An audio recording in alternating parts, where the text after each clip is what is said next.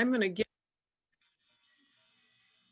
as we get started here for this next session, which is cookie finances and inventory management, I'm going to get the document here.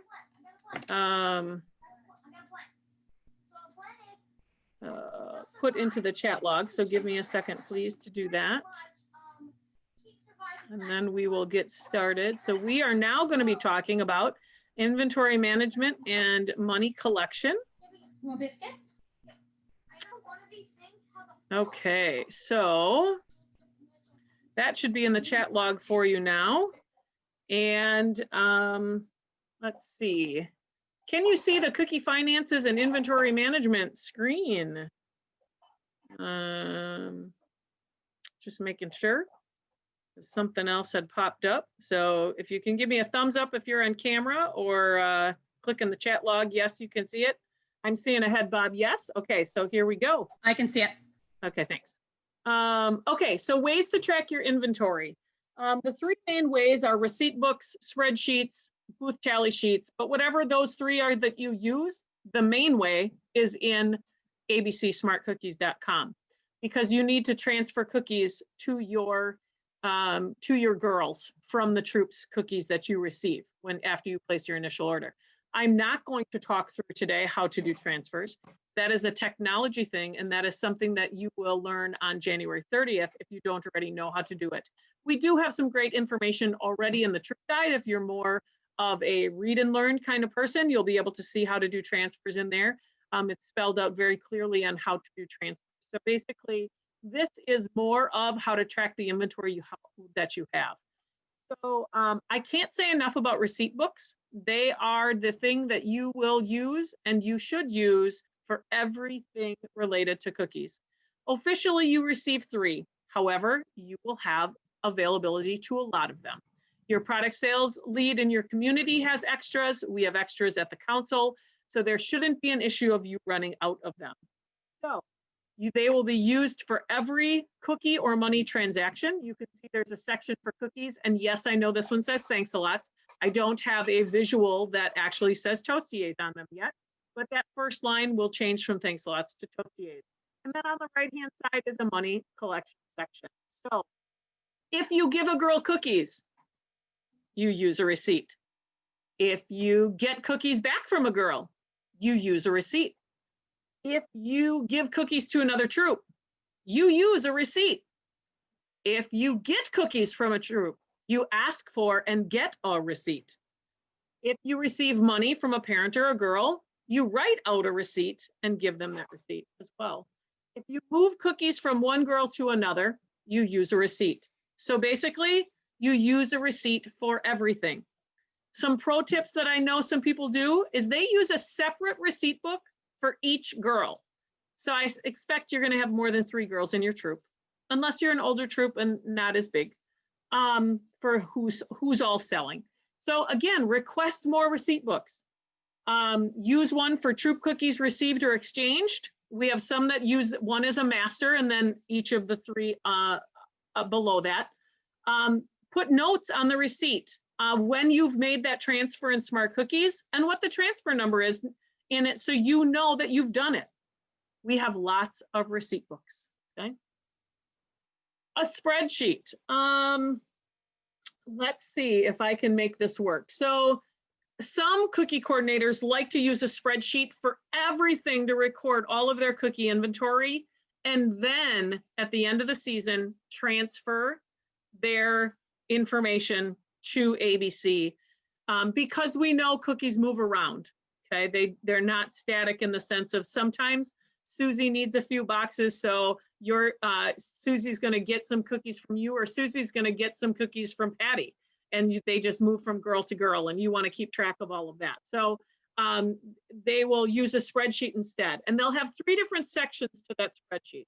The first section of the spreadsheet is for all cookies received by that troop or given back away. And at the very bottom part of that spreadsheet, it will add together all of the cookies received, all of the entries that are in that part of the spreadsheet. Then there's another section for individual girl inventory. So every time you give a girl cookies that she is personally selling, not part of a troop booth, that she is personally selling, you indicate, you add the girl's name, how much of everything you've given, and then the total, okay? And then there's another section for cookie booths and who were the girls that participated and the booth date in which they participated and how many cookies are you going to give them credit for. So I do have this in an Excel spreadsheet. If we have time at the end, I'll try to share it. But I'm just going to keep moving on this for now. Otherwise, I'll try to show you that spreadsheet in just a little bit. A booth tally sheet, if you were just in the last booth session, you'll have seen this because all of a sudden when I was creating this one, I was like, why don't I have that in the booth section? Because we might have people that join in one and not join in the other. So again, whatever tally sheet you want to use for booth, make sure that you're capturing the beginning inventory, the ending inventory, what the difference is, what you sold. Okay, beginning cash, ending cash, that difference is your cash sales. You'll want to add any credit card sales that happened during that booth. And then if you received any cookie donations, that would be your total sales. So hopefully those numbers will equal. You'll want to set aside those cookie share cookies and, you know, put them in another pile noting that you've designated those.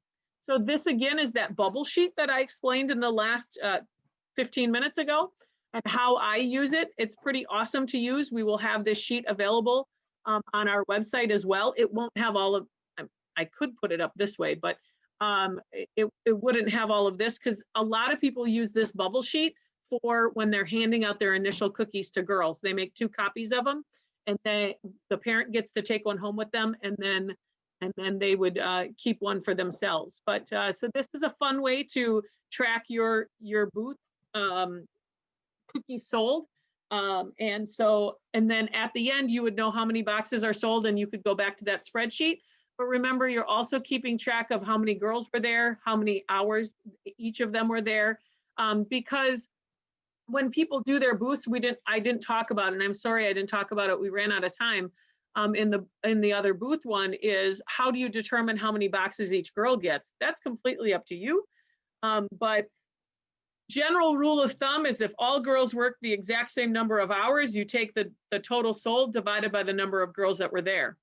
However, if you have girls coming in and out and working different numbers of hours, say you have 4 girls and they worked even though the booth was only 4 hours long, some girls stayed longer than others or whatever, you have 10 hours collectively between those 4 girls that were worked and you sold 100 boxes.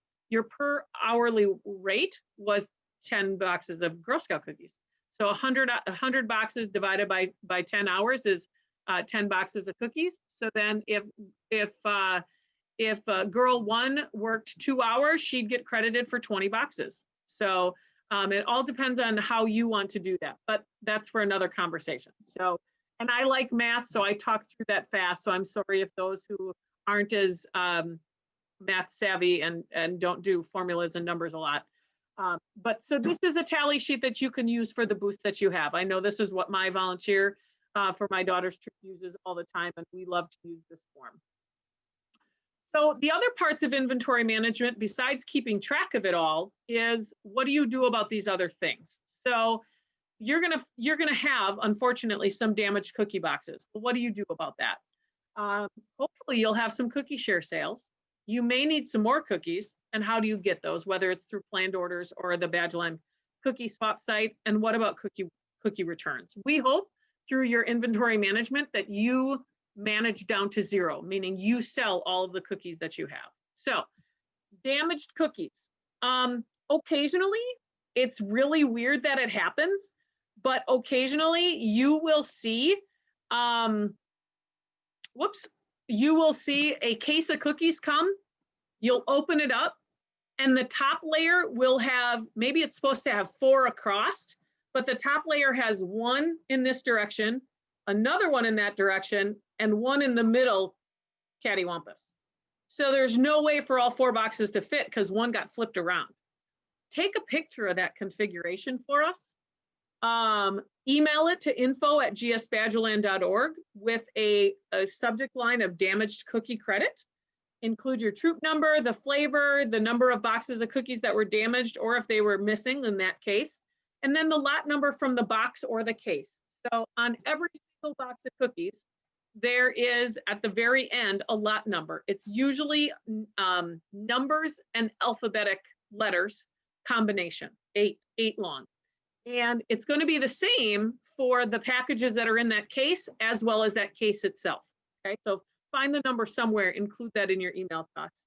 And then we will enter what's called a damage order to you for you in Smart Cookies. That means you're no longer financially responsible for that. So that's if you have a missing box of cookies. What happens if the damage, the box of cookies, it's the package of cookies is damaged itself? Well, you need to determine to you what you consider damaged. How, if the corner is pushed in on a box of Thin Mints, is that really damaged? Is it still sellable? Yeah, more than likely. If you have a box of lemonades and it's crunched, then yeah, that's damaged. I'd take a picture of it and I'd take those steps that I just talked through. If you have a case that you get and the side of it is like got hit by a pallet, or maybe the side of it is wonky, pull out those boxes and check to see what those inside boxes of that case look like and see what you believe are sellable or not. And if you don't believe it's sellable, take a picture of it, follow those steps. We will give you a damage credit for those, okay?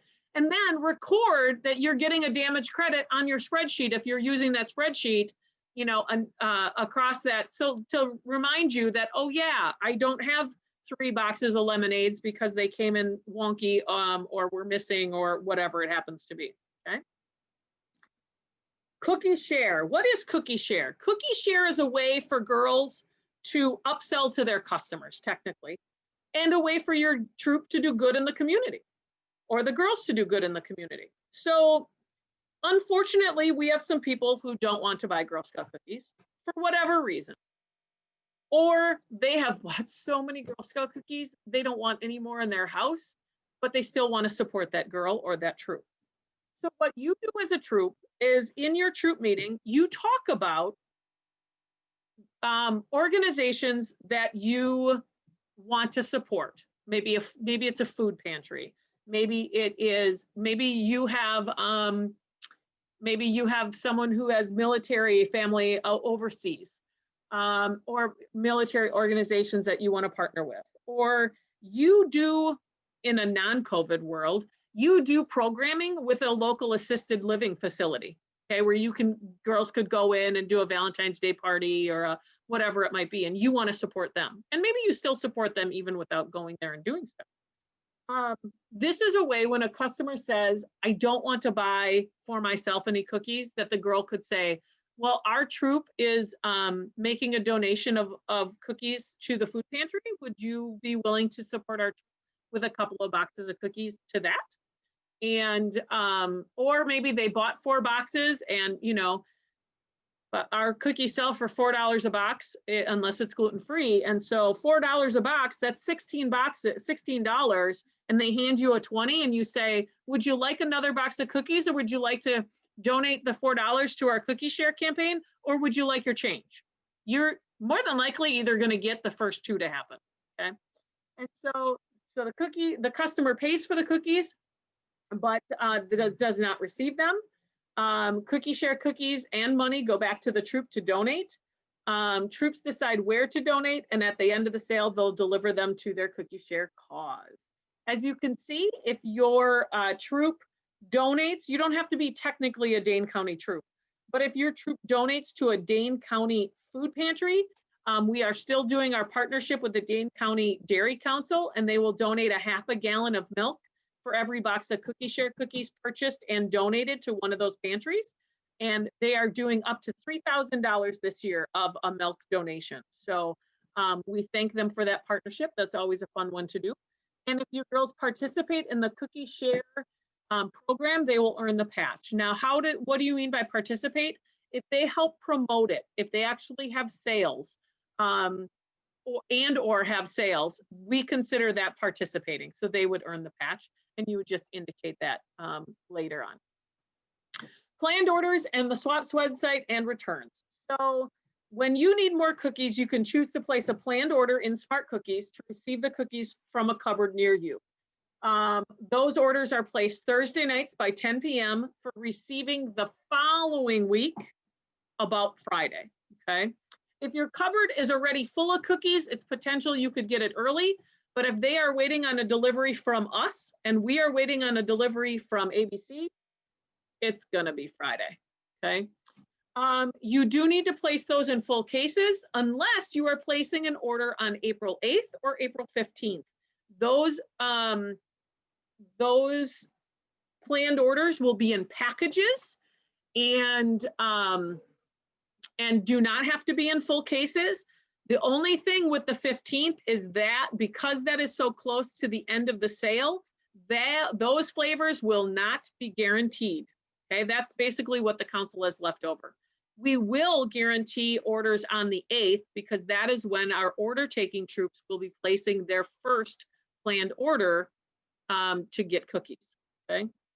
The Badgerland Swaps website, this is a place where you can connect with troops either in your community or around the council, maybe in your same county area, where you can go on and say, hey, I have way too many of these boxes of cookies and I need some of these, or I just have way too many of these cookies and I need to get rid of them. Who will help me take them off my hands? And so that's a place where you can go.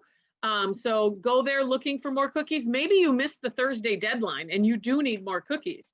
So you could go there then and see if other troops in your area are, willing to give up some of their cookies so that you can have them for whatever it is you need for that next week.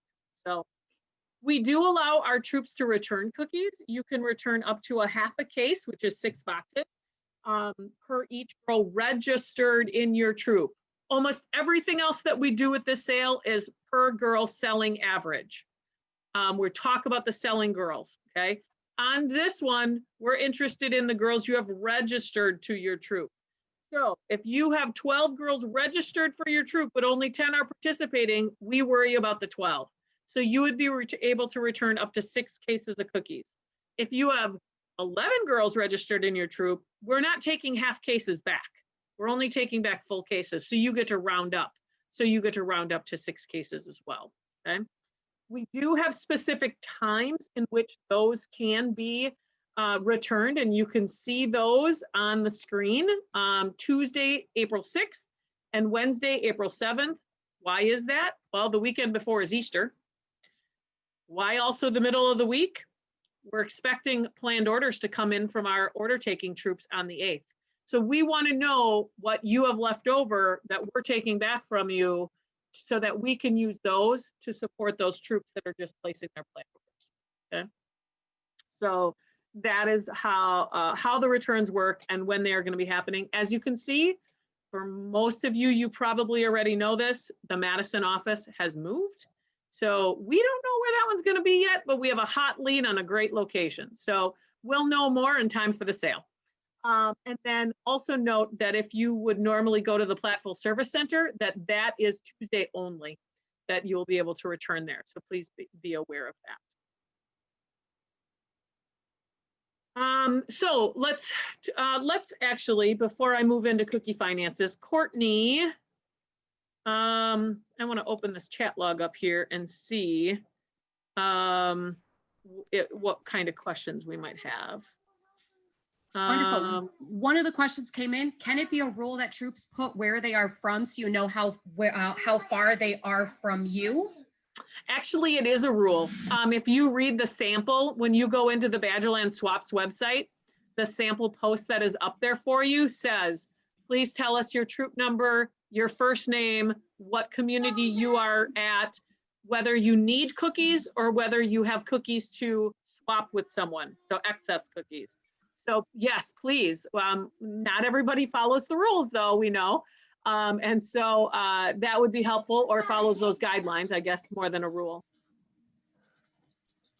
Another question came in that says all of the ABC cookie shares recorded in ABC, will they automatically go to a Dane County food pantry, or could they go to another food pantry?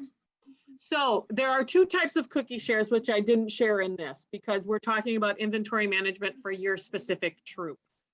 There are two types of cookie share. One is virtual and one is troop or tracked cookie share. The virtual cookie share, what I do is I look at the troops and the girls that they are getting credited to them, and I split them out between food pantries within our council. So say we have 1,000 boxes to donate, and 375 of them, but our girls who are in the Dane County or around that Dane County area, those will go to a Dane County food pantry to help support that project. Otherwise, they'll go to La Crosse, a food pantry in La Crosse, they'll go to one near Platteville, they'll go to one near Janesville. So we move them around. We need to find, there's a question of, do you have to use a spreadsheet? Nope. We just know that some people love to use a spreadsheet that way to track their sales. Can that all be tracked within Smart Cookies? Yep. That is actually the place where I prefer that you do your tracking. I just wanted to give you that as a resource. So, so yeah, it's completely up to you if that's something you like to do, if you like to play in Excel. If you have some resources that you use as a troop, would you please email them to me? egan@gsbadgerland.org. I would love to have them available that we could put them on the website if you are willing to share.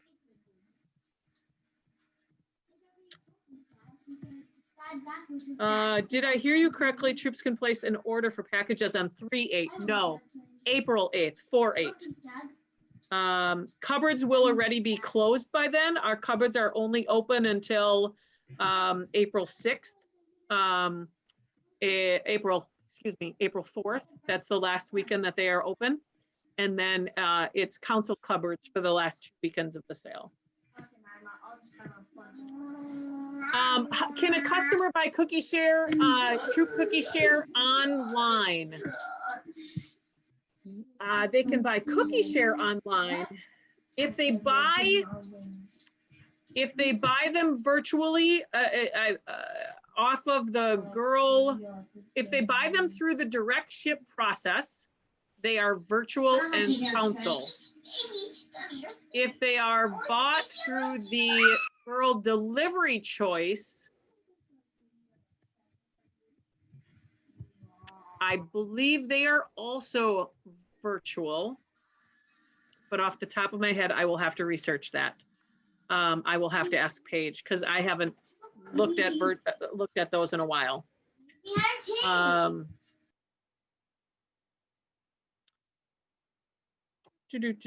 Let's see, anything else in here? There's one about our drive-through booths, part of the cookie booth lottery. We may have some. Actually, we had gotten an early partnership going with US Bank. We hope is still going to happen because they've been wavering. But those would be drive-through booths. We would be using their bank drive-through lines. So yeah, we might have some. A lot of drive-through booths would probably be set up on your own. We're trying to get more. Sometimes depending on how like the GNCs or how some of those businesses are set up, you could make it a drive-through booth. It just depends on the space. So. Okay, let's get into taking cookie payments. So ways to take cookie payments from customers: cash. I'd suggest that you wear gloves or use hand sanitizer when handling the cash. Check. The checks need to be written out to the troop or GSWIBC or Girl Scouts Badgerland. Never to a parent or a girl. If you try to deposit a check made out to a parent or girl that they've signed over to you, and it fails, we have no financial recourse to help you out with that, okay? If you do receive a non-sufficient funds check and it is written out to your troop or to Badgerland and deposited in your troop account, there is a form online for us to help you with that. Credit card for contactless, the Smart Cookies app, girls can use that. We've mentioned already that troops, you can use it. by clicking on that ellipsis and taking payments through the Smart Cookies app itself, or but that booth must be in the booth schedule, or whether it's a council secured or a troop secured. You can still do the Square app if you want to. There are ways to get that free for yourself if you refer another person to start up a new Square account. So there are ways to get those transaction fees deferred for you and the new customer, new person. When you are dealing with girls and parents, girls collect money from the customer at the time that they order those cookies, not at the time of delivery, so at the time of order. Again, checks are made out to the Trooper Badge Line Council. Online girl delivery customers can be paid with credit card via that Smart Cookies app. I believe they still have that choice. In the past, it was not until it was delivered, but now they have actually the choice right away. For collecting money from parents, you still will have girls that need to deliver you money and checks, okay? I suggest that you do it once or twice a week. If you don't want to like physically touch the cash right away, make them count it in front of you. Or figure out some system that's going to work for you. My suggestion, and I think it's on here, is if you feel comfortable, give parents deposit slips for your Troops bank account. My daughter's troop does it all the time. She gives us a deposit slip and tells us, okay, we have a ACH withdrawal coming out on March 31st. I need all of your money in no later than March 23rd. Okay, because it takes a few days sometimes for checks to come through as being approved. And so what we do then is we take the money directly to the bank. When we get the receipt from the bank, we write our daughter's name on it. We take a picture on it from our smartphone and we text it to our troop leader. And then she knows that, like my daughter's name is Rachel, Rachel's mom deposited on Rachel's behalf, however many dollars worth of money, okay? Be prepared for your ACH withdrawals. If parents don't have their funds turned in by the 22nd, 23rd, somewhere in there, submit them by the 24th if possible. I think in the book we say the 25th. And then you'll want to scan or send in copies of receipts and correspondence. There's a formal form online that you'll actually do. I'm not sure if you can upload your documentation, but once you turn that delinquent parent in, do not accept money from them then after they're delinquent. You have technically turned them into us, okay? And so we're going to be reaching out. And the frustrating thing for us sometimes is that they will say, oh, I already turned that money into the troop leader and you didn't communicate with us so that you did that. So the reason why we ask you to turn them into us is then we reduce the amount that we're going to pull from you on that final balance on the 27th. Okay. I believe that is it that I have, and we are just right at time. So let me check the chat log here quick.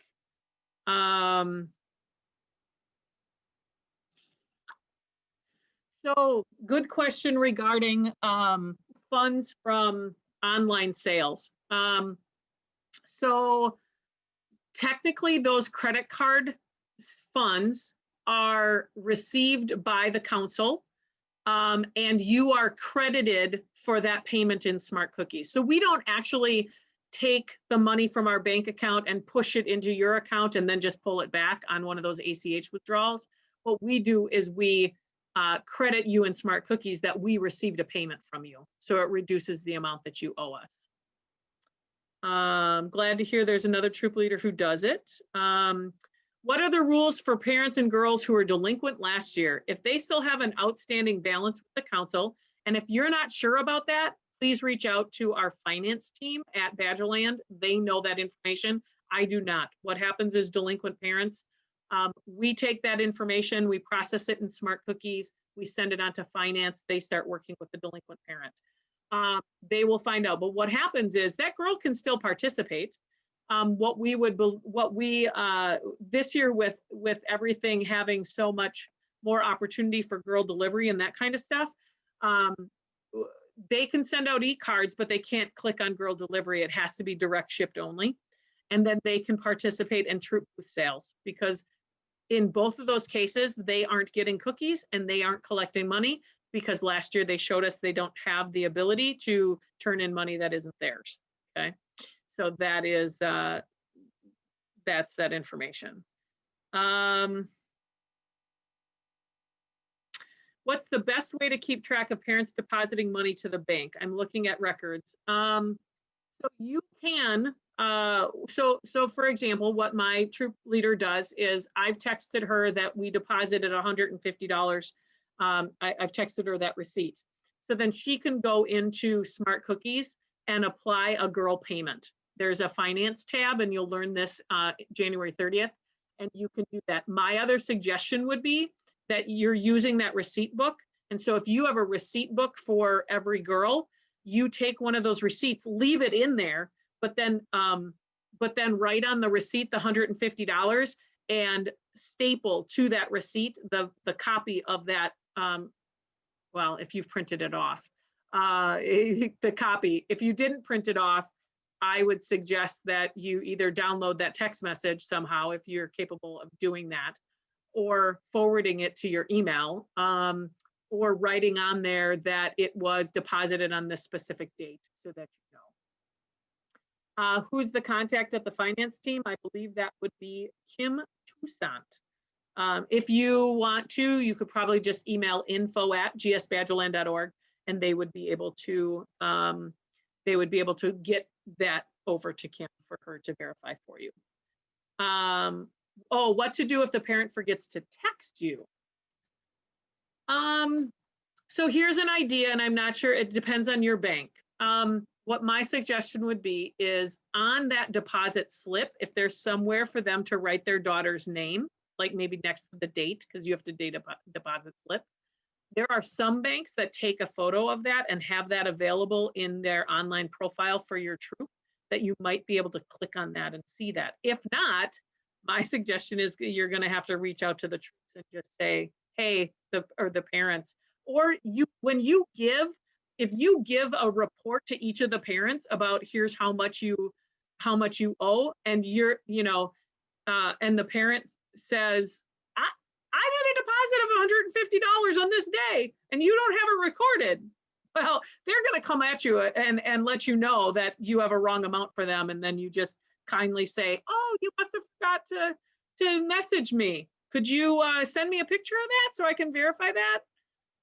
So that would be my suggestion. So anyway, thank you very much. I'm sorry, Courtney, I went over a bit of my time. I think I saw something here that the booth PDF may not have come through. I will take care of that.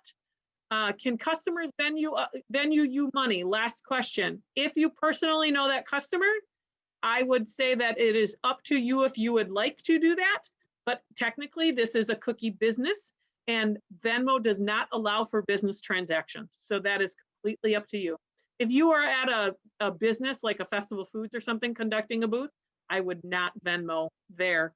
But if you personally know that person, that is completely up to you if you want to decide that or not. Technically, I would say no. So over to you, Courtney.